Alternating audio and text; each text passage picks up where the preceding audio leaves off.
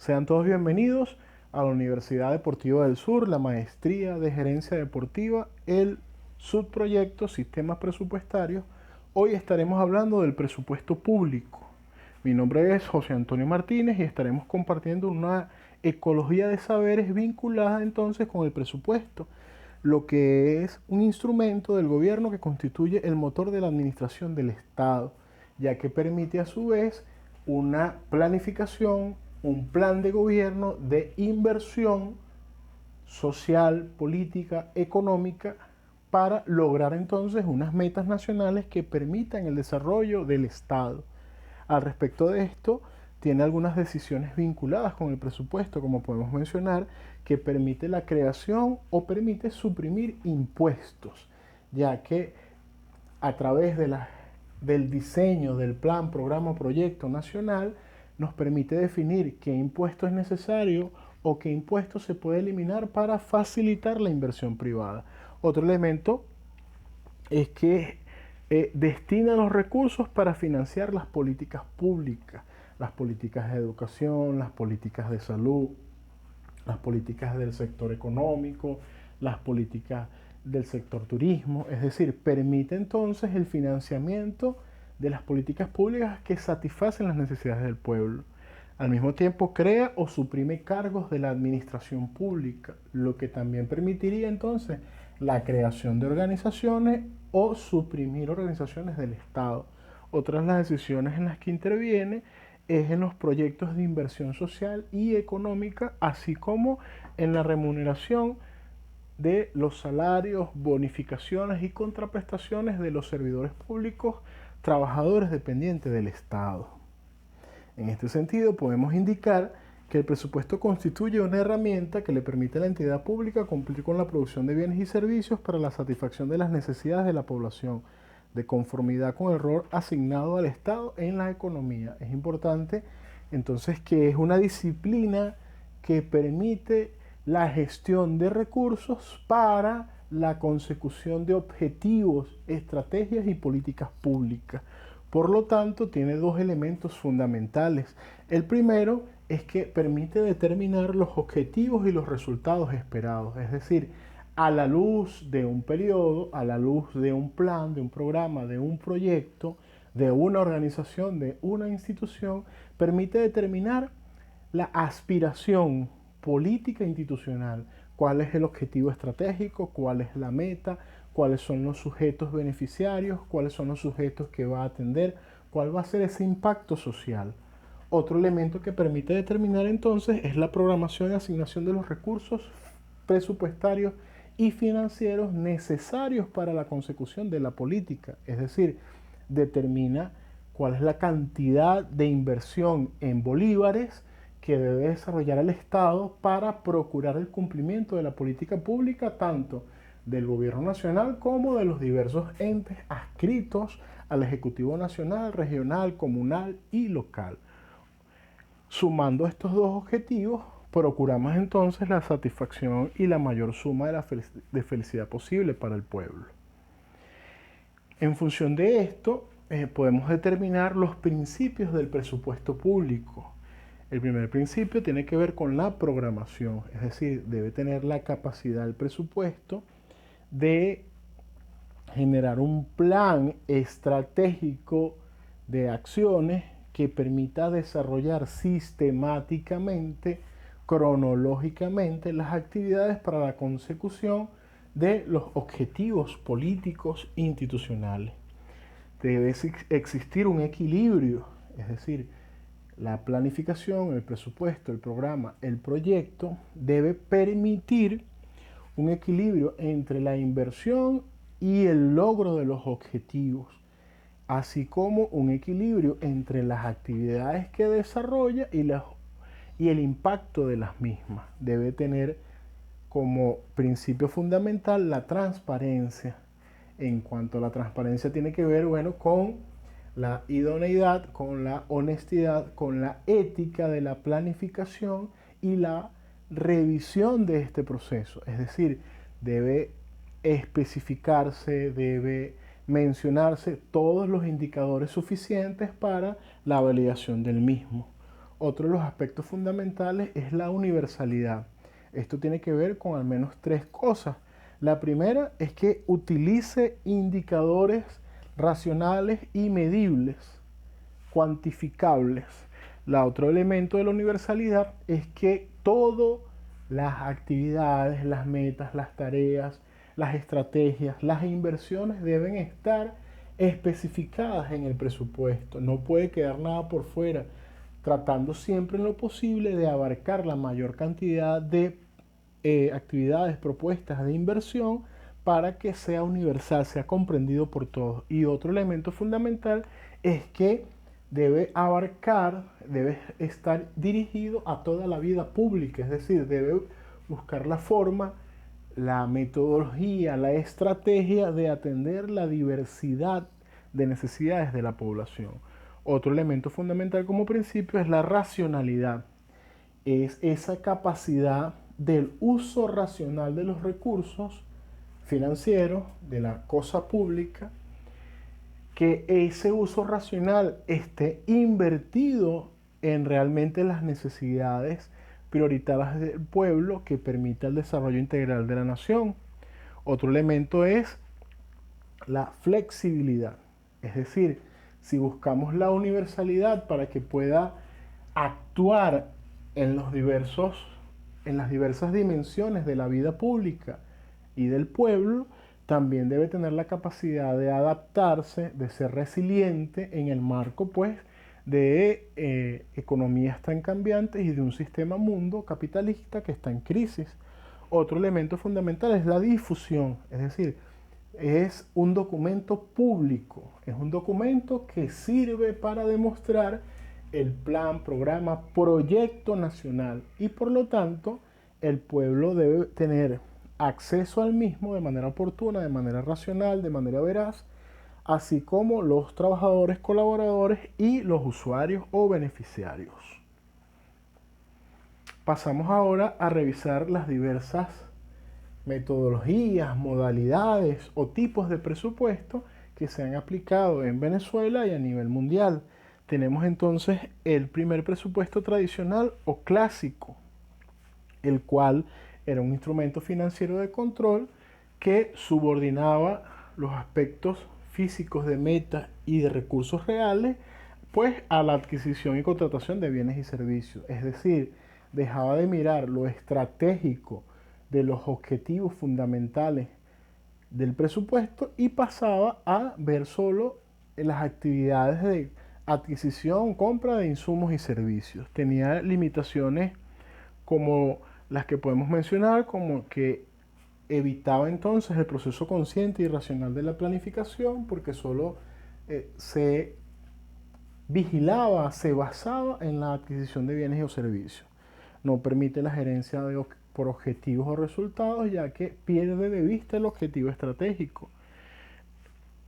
Al no contemplar aspectos físicos de metas y de recursos reales, dificulta la generación de indicadores de gestión, ya que no determinamos el impacto social, los beneficiarios, el territorio, digamos, la política pública en general. Y por supuesto, a la luz de estas limitantes, no permitía entonces la proyección de presupuestos para ejercicios futuros, ya que tenía una mirada muy cercana a los proyectos.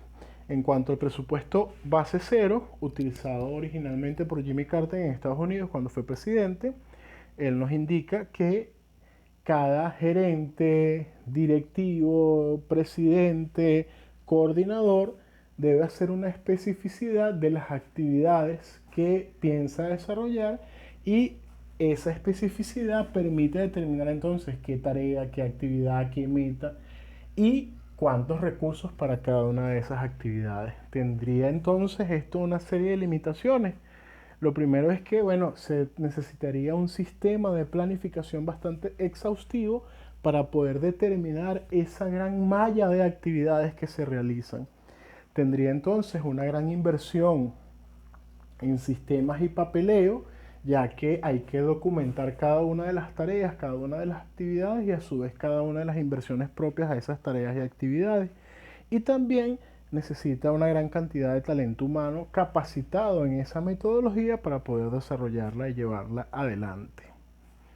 Otro de las modalidades o tipos de presupuesto es el sistema de planeación, programación o presupuestación, el cual ofrece una visión plurianual de las acciones que realiza el Estado, considerando en su contenido los objetivos gubernamentales agrupados en programas por el periodo considerado. Es decir, en primer lugar, tiene una mirada temporal, 1 año, 2 años, 3 años, y al mismo tiempo agrupa las actividades del Estado para, digamos, homogenizar la ejecución presupuestaria, lo cual entonces implicaba para su momento una gran cantidad de personal, trabajadores, colaboradores especializados en el sistema de planificación y en esta técnica en consecuencia, y por lo tanto dificultaba una cuantificación y medición de producción pública, en particular del establecimiento de las unidades de medida, ya que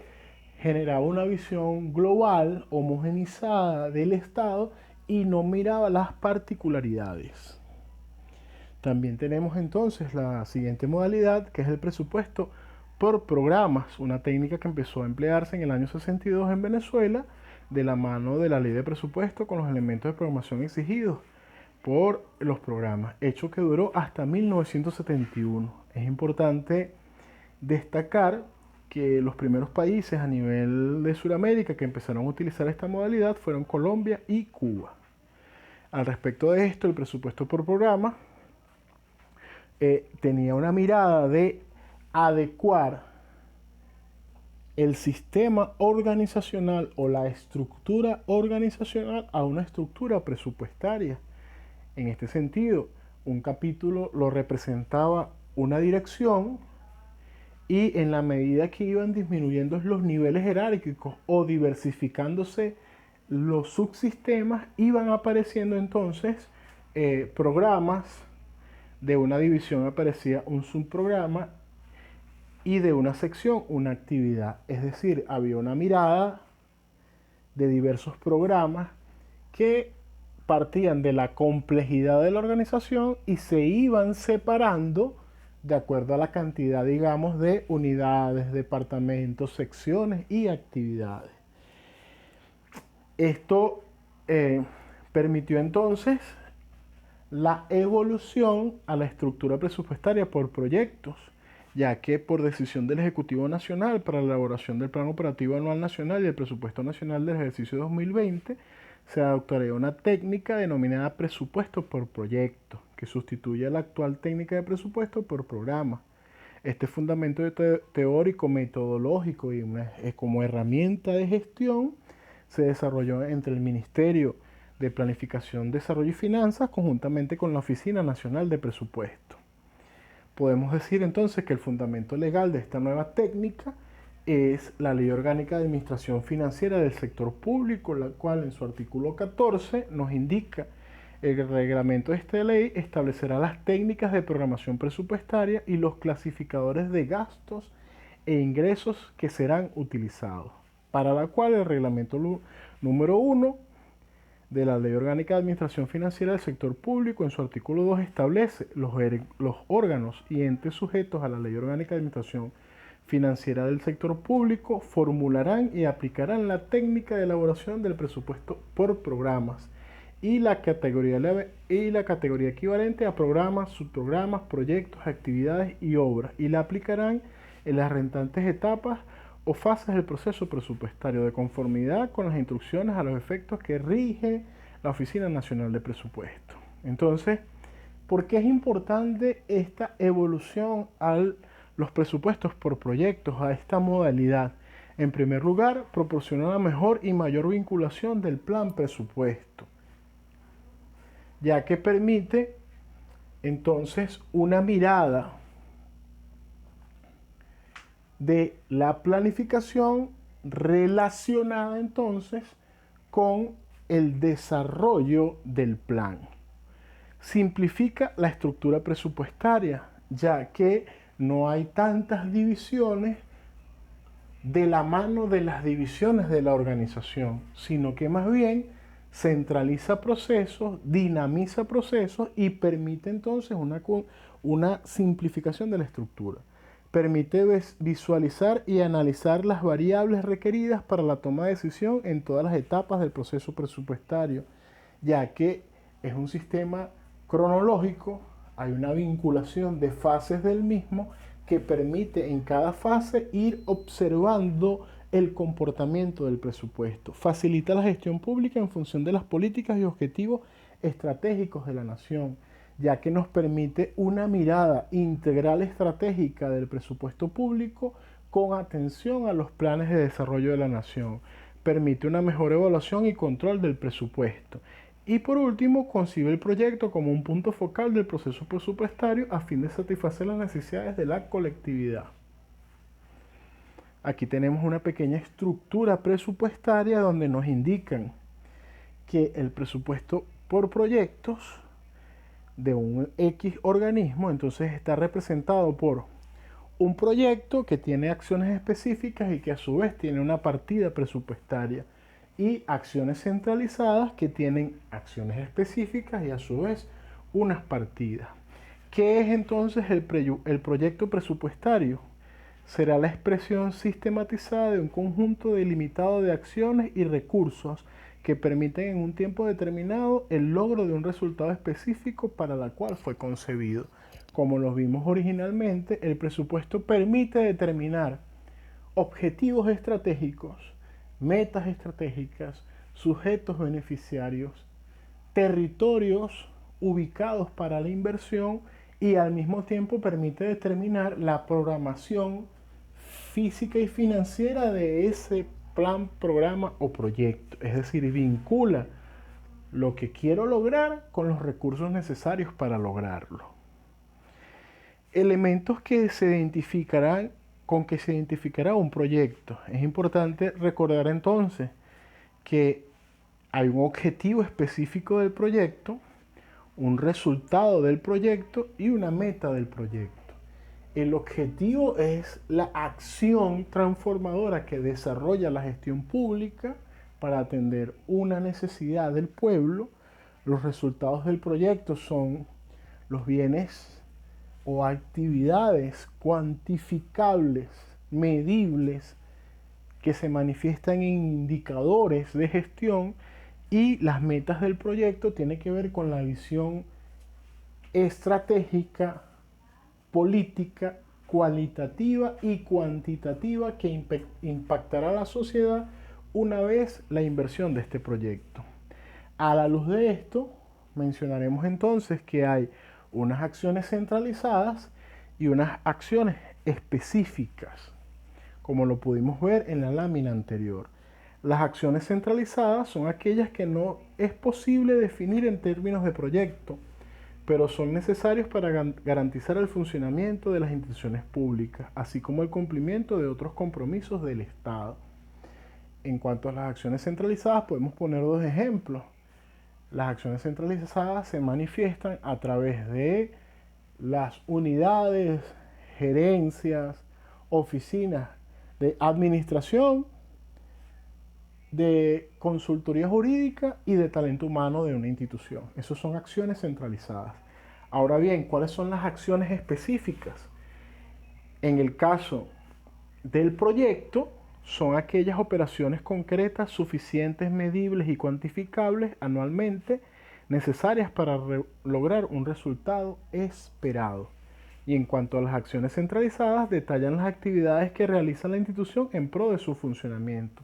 Es decir, las acciones específicas de los proyectos es lo más importante que desarrolla la organización para poder impactar a la sociedad y a través de la política pública que gestiona lograr resultados, metas y satisfacción de necesidades de la población.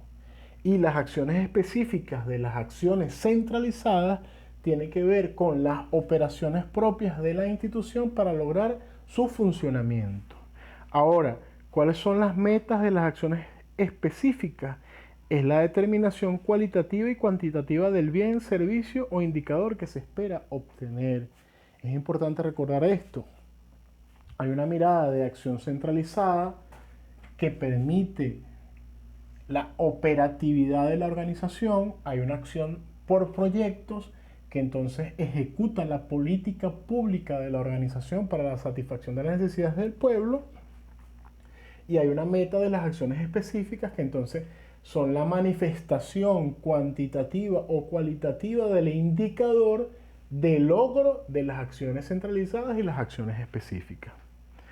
Por lo tanto, esta breve descripción que hemos desarrollado tiene que ver con la mirada del presupuesto público y la importancia que tiene para los gerentes, directores y organizadores de instituciones bajo la mirada de la premisa que espero o aspiro lograr como objetivo estratégico, cuánto debo invertir para lograrlo, cuáles son los actores intervinientes en ese proceso y qué indicadores de gestión manifiestan el logro o no de ese objetivo. Para nosotros ha sido un placer.